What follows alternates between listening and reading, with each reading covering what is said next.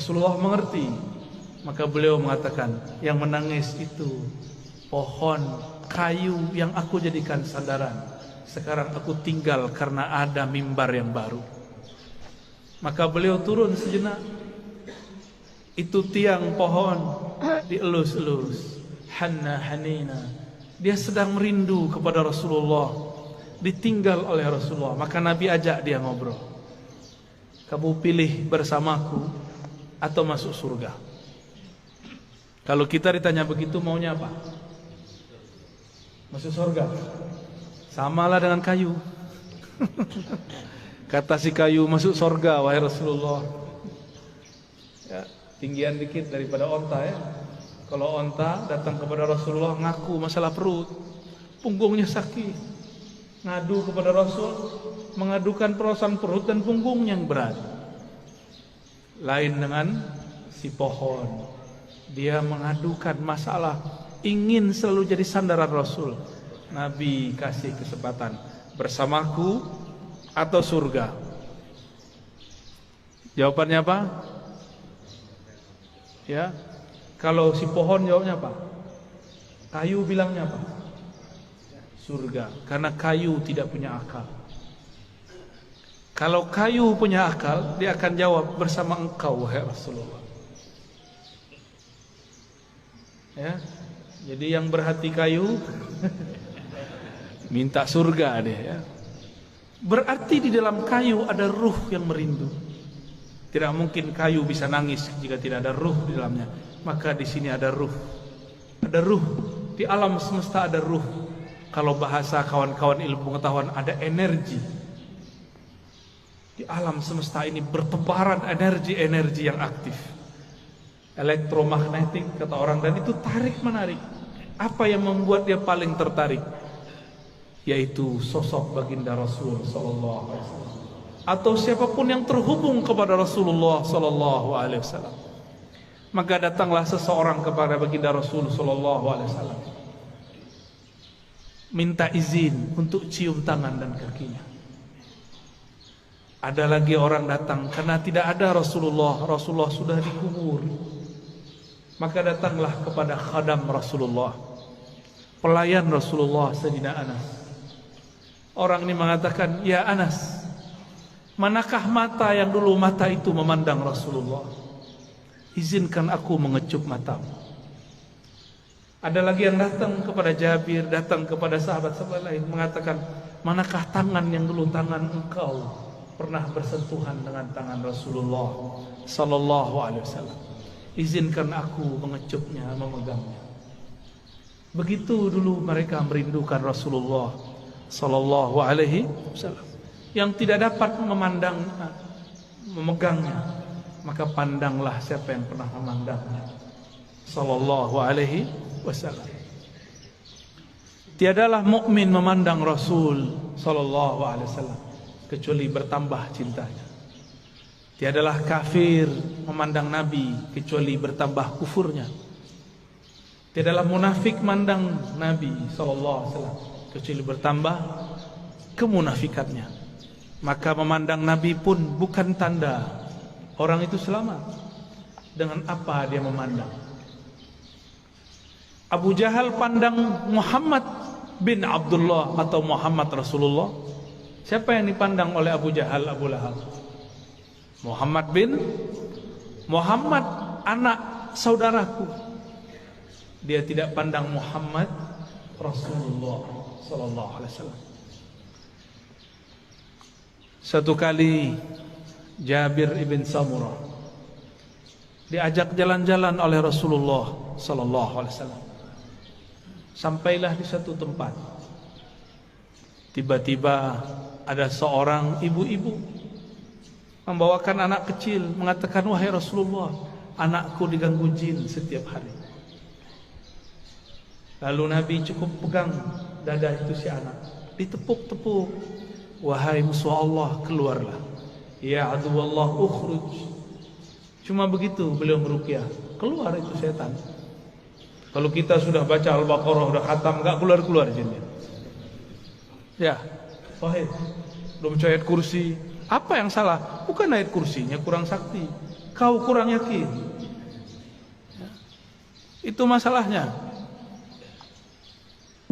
Rasulullah SAW sumber keyakinan, maka tidak perlu baca-baca. Beliaulah Al-Quran yang berjalan. Ketika Sayyidah Aisyah mengatakan akhlaknya Rasulullah adalah Quran, berarti Rasulullahnya apa?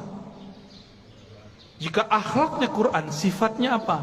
Jika akhlaknya Quran, namanya apa? Jika akhlaknya Quran, zatnya apa?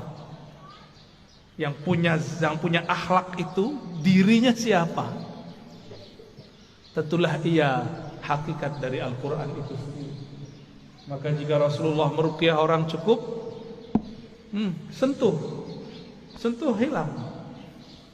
Kita sudah hembus 10 kali enggak hilang-hilang, karena merasa pintar, ya? Tidak melalui Rasulullah Sallallahu Alaihi Wasallam. Dulu ada makhluk paling hebat di langit dan kemudian menjadi penguasa surga. Dia bergelar Harisul Jannah atau Khazinul Jannah, pemegang kunci surga. Sayang tidak pernah solawat kepada Rasulullah Sallallahu Alaihi Wasallam. Bagaimana dia mau solawat? Ternyata kadang-kadang orang itu diuji dengan orang yang paling dia benci. Iblis diuji untuk solawat kepada makhluk keturunan dari orang yang dia paling benci. Siapa yang paling dia benci? Nabi Adam. Nabi Adam punya keturunan namanya Muhammad bin Adam. Masih ingat kisah Nabi Musa didatangi iblis? Ya. Apa kata si iblis? Musa, aku mau tobat nih. Jadi iblis pernah sadar sebentar, ya. Itu sadarnya iblis pertama kali. Mus, mau tobat nih gimana nih? Apa kata Nabi Musa? Oh gampang. Nih saya tunjukin jalannya. Dulu perintah yang disuruh kepada engkau masih berlaku. Apa itu? Sujudlah kepada Adam. Tuh, saya tunjukkan itu kuburnya.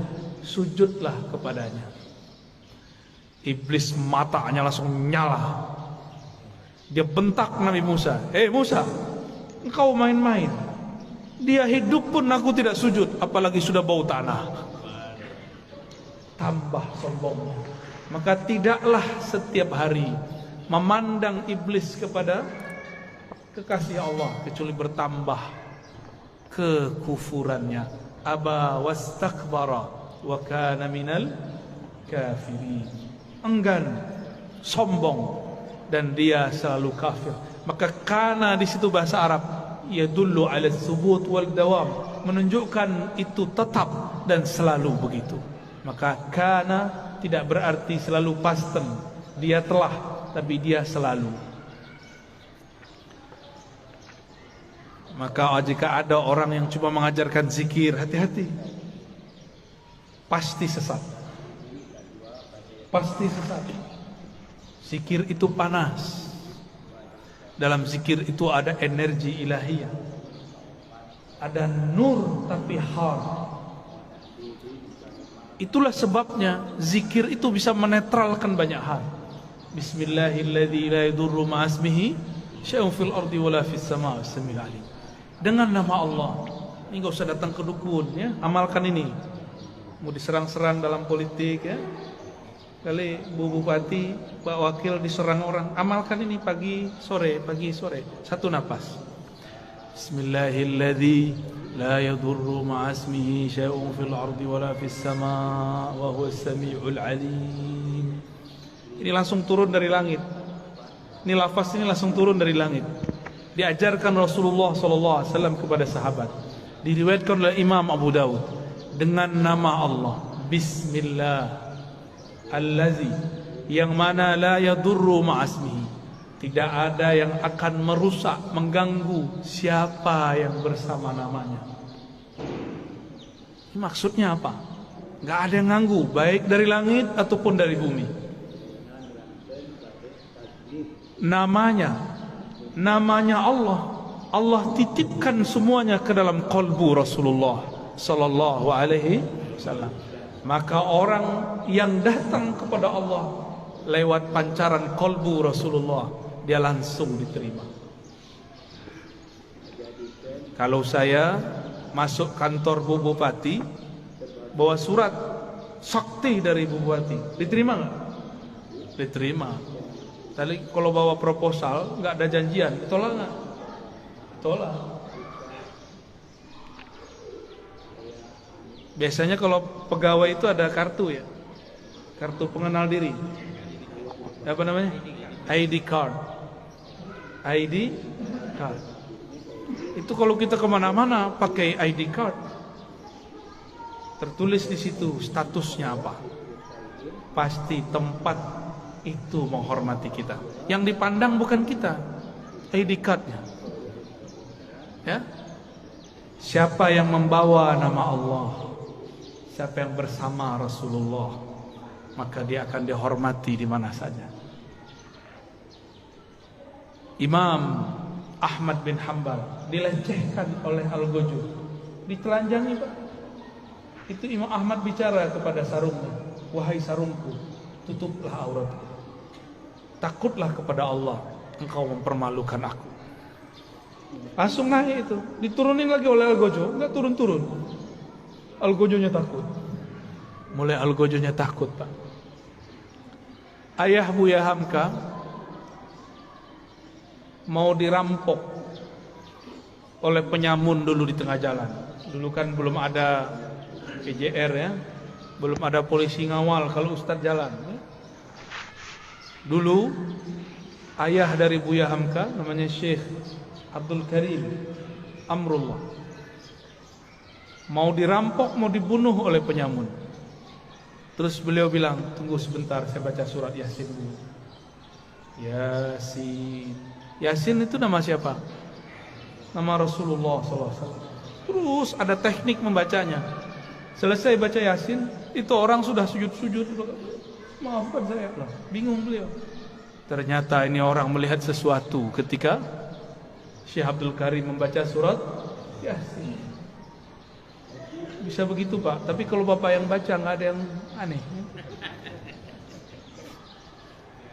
Baik. Rasulullah Sallallahu Alaihi Wasallam dielu-elukan namanya baik di langit ataupun di bumi. Coba lihat, Sayyidina Jibril bolak-balik naik langit, tapi setiap kali sampai di langit pertama selalu ditanya, "Man anta?" Ente siapa? Itu Jibril. Jibril langsung bilang, saya orang yang bawa risalah Nabi Muhammad. Buka langsung, sebut nama Nabi, buka langsung. Jadi pembuka pintu langit nama Nabi Muhammad Sallallahu Alaihi Wasallam. Maka orang-orang yang hidupnya bermasalah, cobalah mulailah selawat pagi 100, sore 100, malam 100. Disenggak-senggak, lagi di motor, lagi di mobil, selawat 100 kali. Jangan kurang selawat setiap hari daripada 500 kali lah. Sembari bekerja, sembari bergerak. Apa susahnya? Kenapa bersosial media tidak susah? Tapi bersosial media dengan Rasulullah susah. Kenapa kita mau jemput rezeki? Para rezeki itu ada berkah Nabi Sallallahu Alaihi Wasallam. Rezeki terbesar umat adalah lahirnya Rasulullah Sallallahu Alaihi Wasallam. Suatu kali Uwais Al-Qarni hendak pergi haji. Tiba-tiba ibunya mengatakan, wahai Uwais, jika engkau pergi, dengan siapa ibumu?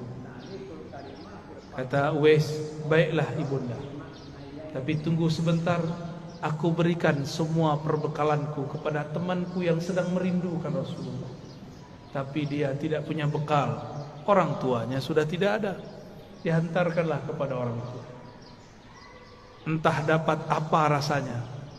Orang-orang berangkat, dia tidak bisa berangkat. Teman-temannya Uwais dan teman-temannya semua berangkat, orang ini enggak berangkat.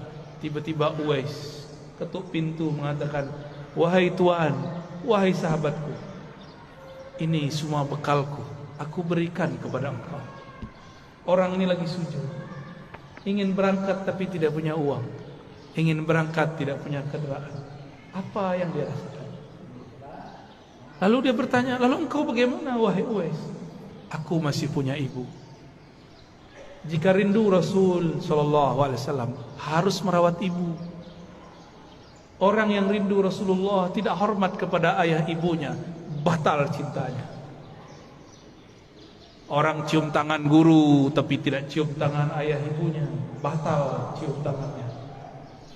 Orang yang ziarah ke ulama tapi tidak ziarah ke ayah ibunya, batal cintanya kepada ulama. Betapa aneh sekarang, banyak orang baik ke gurunya tapi membentak ayah ibunya. Aneh. Masih punya ibu sebagian besar, ayah nanti pulang cium tangannya. Baca sholawat ketika mencium tangannya. Semoga Allah ridha melalui itu. Dan pasti ridha. Ridha Allah itulah kunci dalam tangan ini. Kenapa disebut ibu dan ayah itu kunci ridha Allah? Ridha Allah fi ridhal walidain. Karena merekalah kita ada secara fisik, secara ruhani kita ada karena ruhaniah Rasulullah. Maka Rasulullah Nur Muhammad, ruhnya disebut Ahmad, disebut Ummul Arwah, induknya semua ruh. Muhammad, nurnya disebut Abul Arwah, bapaknya semua ruh. Ini cuma istilah bahwa segala satu bersumber darinya. Inilah yang sering kita katakan ketika Allah menciptakan alam semesta. Apa yang Allah lakukan pada alam? Allah menciptakan alam ini supaya alam ini sempurna dengan menyembahnya. Allah tetap sempurna tanpa disembah alam. Allah ciptakan alam supaya alam itu sempurna dengan menyembahnya. Disebut dalam Quran liya'budun, untuk menyembahku. Siapakah yang paling sempurna menyembah Allah? Rasulullah SAW. Siapakah yang paling kenal Allah? Rasulullah SAW. Maka yang dimaksud dalam ayat ini, tidaklah aku ciptakan jin dan manusia illa liya'budun, kecuali untuk menyembahku sebenar-benar menyembah, mengenalku benar-benar mengenal. Itulah sosok Rasulullah sallallahu alaihi wasallam. Jadi ayat ini berbicara tentang Rasulullah sallallahu alaihi wasallam. Jadi jika ada orang mengatakan tidak usah buat maulid, tidak usah buat zikir-zikir, enggak usah buat zikir jamaah, enggak usah buat manaqib, tugas kita ibadah. Ya itu ibadah. Dan ibadah yang paling tinggi adalah as-salawat ala nabi sallallahu alaihi wasallam. Ini saya ulang-ulang ya, supaya masuk ke alam sadar kita dan alam bawah sadar kita. Allah sholat nggak? Allah sholat nggak? Allah tadi sholat subuh nggak? Saya ulang yang kenceng dong. Allah sholat nggak? Allah haji nggak? Allah puasa nggak? Allah sedekah nggak? Tapi Allah bersalat. Innallaha malaikatahu yusholluna 'alan nabi. Jadi sebelum ada salatnya kita, Allah sudah salawat kepada Nabi. Sebelum ada zikir, baca Quran, ngaji kita, belum ada thariqat kita, belum ada mazhab kita, belum ada manhaj kita, belum ada. Allah sudah bersalawat. Maka ciri-ciri musuh Allah, dia benci orang salawat. Meskipun sorbannya 7 kali lilit, meskipun jenggotnya sepanjang tali apa? Tali rapia. Bapak kayaknya kesal banget orang itu ya. Korban sepertinya ini ya. Nggak ngaruh ya. Tidak ngaruh, tidak berpengaruh. Bapak Ibu yang melakukan Allah, karena salawat itu adalah fiilnya Allah. Salawat itu apa? Apa arti fiil? Kerjanya Allah. Dengan salawat itulah Allah menciptakan Allah. Salawat itu artinya cinta dan kasih sayang. Maka kalau kita salawat, Allahumma salli ala sayyidina Muhammad, apa artinya? Ya Allah, sampaikan cinta, salam, kasih sayang kepada baginda Nabi Muhammad. Jadi sholawat itu jangan pakai terjemahan biasa. Ya Allah beri sholawat ke Nabi Muhammad. Itu bukan memaknai. Itu namanya translate. Menterjemah. Bersolawatlah dengan rasa. Bersolawat dengan rasa. Kita mengatakan, Ya Allah, baligh salami wa salati ala Sayyidina Rasulullah. Sampaikan salamku, rinduku, cintaku kepada Rasulullah Sallallahu Alaihi Wasallam. Kalau sudah cinta, apapun yang disuruh, yang dimintanya, mau nggak? Dulu kita belum kenal orang, ngasih 500 aja susah.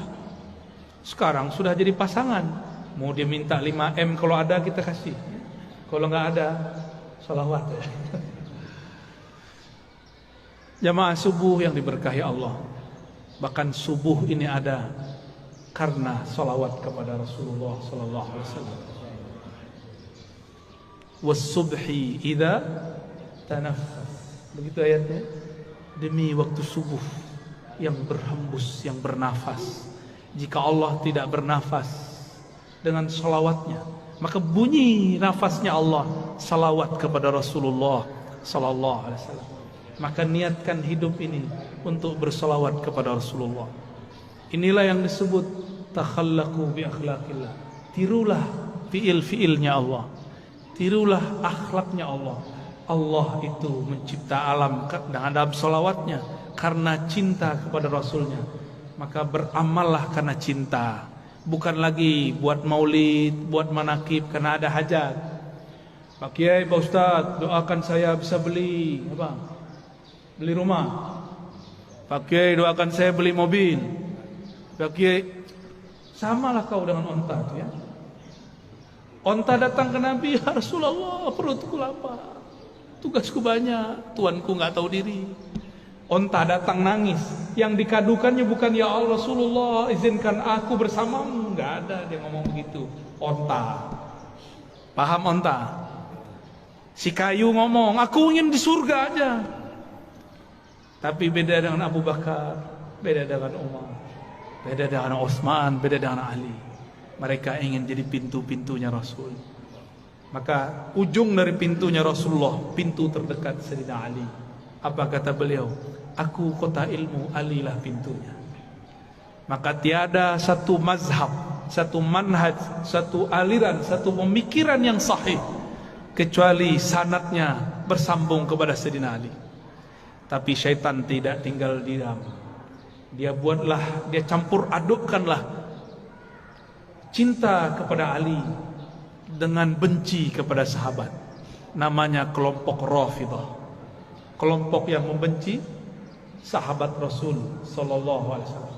Ya, kita cinta Sayyidina Ali, cinta juga sahabat Rasul. Ini perbedaan kita dengan Syiah Rafidah. Mari berguru kepada orang bersanad, nanti bersambung kepada Sayyidina Ali. Lebih kurang itu pengantar rindu yang dapat saya sampaikan. Ya, di sela-sela rihlah. Rihlah artinya perjalanan. Dulu Rasulullah buat rihlah. Insyaallah kalau lain kesempatan kita terus